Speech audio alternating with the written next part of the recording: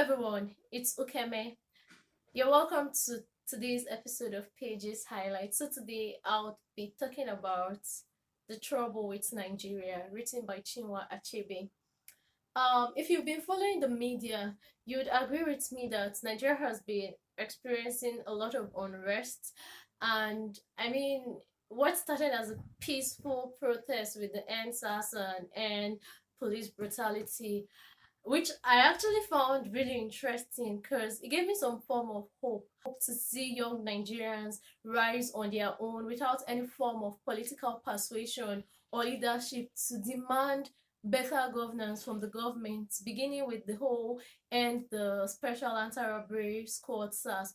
Today, the narrative is entirely different. What started out as a peaceful protest with young Nigerians seeking out for better governance and calling for the end to police brutality has totally changed. Like hoodlums have hijacked the protest and they've gone ahead to cause so much chaos in the system. There's so much unrest.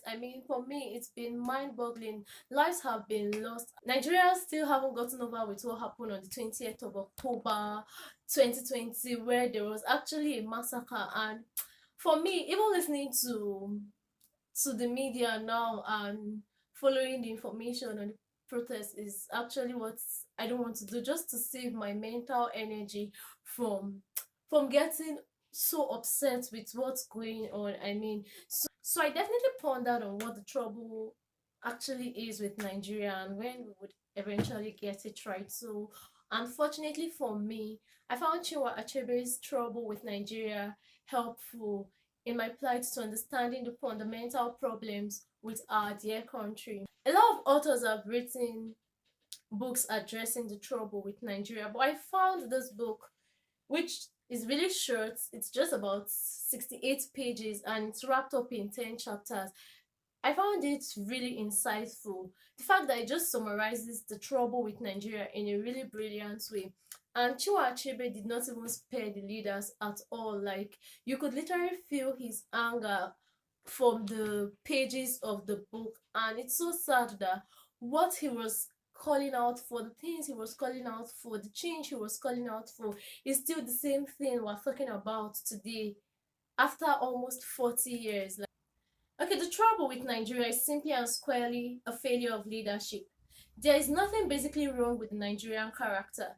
There is nothing wrong with the Nigerian land, or climate, or water, or air, or anything else. The Nigerian problem is the unwillingness or inability of its leaders to rise to the responsibility, to the challenges of personal example, which are the hallmarks of true leadership.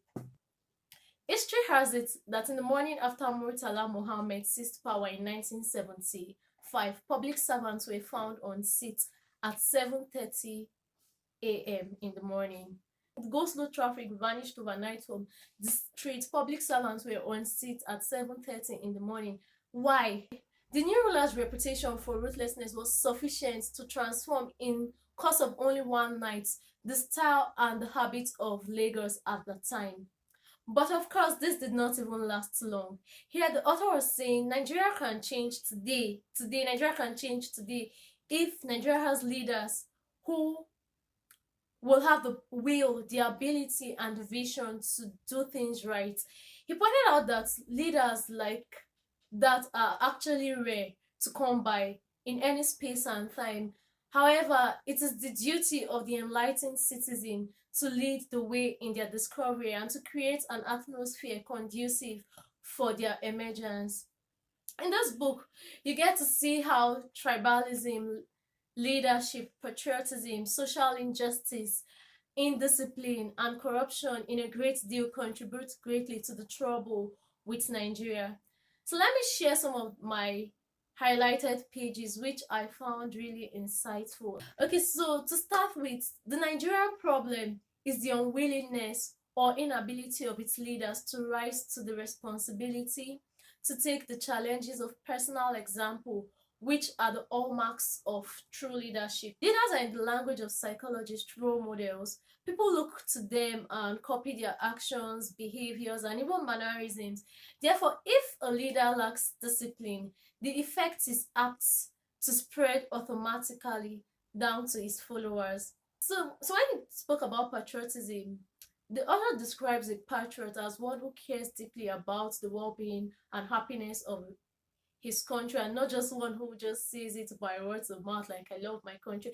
But how much do you care about your country? And as a patriot, you'd always demand the highest standard of your country and accept nothing but the best. So quite clearly, patriotism is not going to be easy or comfortable in a country as badly run as Nigeria is. And Chinua Achebe was saying here that it's only possible if the leaders and those under their rule have a common and genuine goal.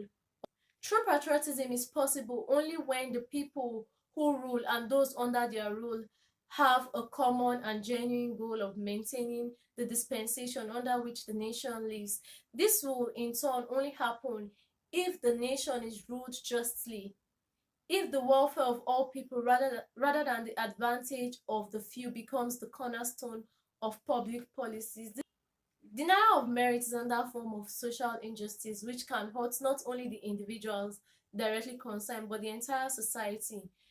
The motive for the original denial may be tribal discrimination. It may come from sex prejudice, from political, religious, or some other partisan considerations, or from corruption and bribery.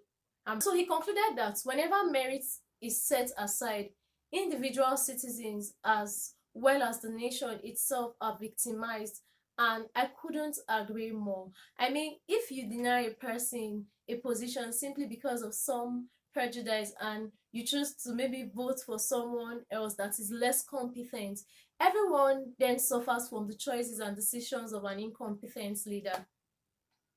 Another form of social injustice Chinua Achebe discussed, which again surprisingly is still as valid after 38 years, is the reward system for public officers. He noted that the gap between the highest and lowest paid public servants in Nigeria is one of the widest in the whole world. And this is so true. I mean, this is one of the things NSAS protesters brought to light. We saw how much senators in Nigeria, and then what's the minimum wage in Nigeria? 18,000 naira. How much is a bag of rice in Nigeria? Let me not even go there. On corruption, the author cited that Nigerians are corrupt because the system under which they live make corruption easy and profitable. They will cease to be corrupt when corruption is made difficult. This book has been found to be somewhat controversial, especially where he faulted the leadership style of Obafemi Awolowo and Nnamdi Azikiwe. However, I feel like this book was absolutely realistic and a great book to start with if you want to understand the fundamental reasons for the national unrest and trouble in Nigeria. It's beyond the hashtag EndSARS and end police brutality. It didn't start today. The same issues we're complaining about today were discussed by Chinua Achebe in this book. What's even heartbreaking is that a lot of things are still the same. So the most important highlight for me in all of this book is where he called for a sort of action plan. Like, we must begin to ask our politicians questions as to why they seek political office and why they want to rule. Of course, every politician gives us answers to the questions, but unfortunately their answers are so alike to leave us totally unenlightened. When it's time for election, they try to create division between the electorate, and what this does is that it just sort of beclouds with the electorate, because that's where the electorate have the power over the politician, and that power is the power to choose the leaders. But if we now become so clouded with different sentiments, tribal sentiments, religious sentiments, then we end up voting the wrong people because we're not united to vote the right people in place. When those politicians get into power, they end up reuniting with themselves. You won't hear anything as this party or this religion or that religion. They unite themselves when they want to approve millions of nairas for new cars for their trips and all of that. They'll quickly pass the bill. This book, I feel like I didn't even do justice to explaining the content of this book, just get it. It's really short, it's an easy read. Read it and understand the troubles with Nigeria. And I think our leaders should read this book because they keep coming up with new policies. I don't think policies are the problem we have in Nigeria. We have a whole lot of policies that well written, robust policies that are well written, and if were properly implemented, would solve a whole lot of problems. But these policies, do they have measurable value? Can we see their impact? No. So the problem is not policies. Our leaders should read this book. They should understand the problem with Nigeria. It's the problem of leadership.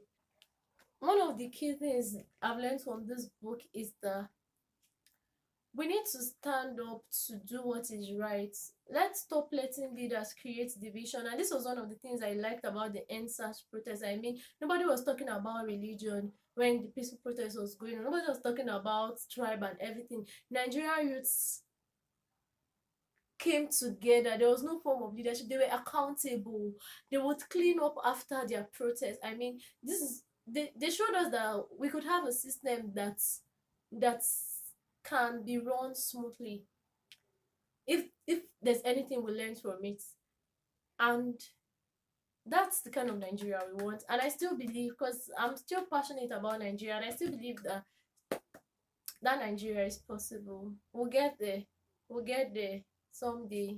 I don't know when, but we'll get there. This Nigeria, one day, speaking of nobody, we shall become somebody. Even if you don't get anybody, we'll get there. God will help us, as we always say. All right, so bye. Bye.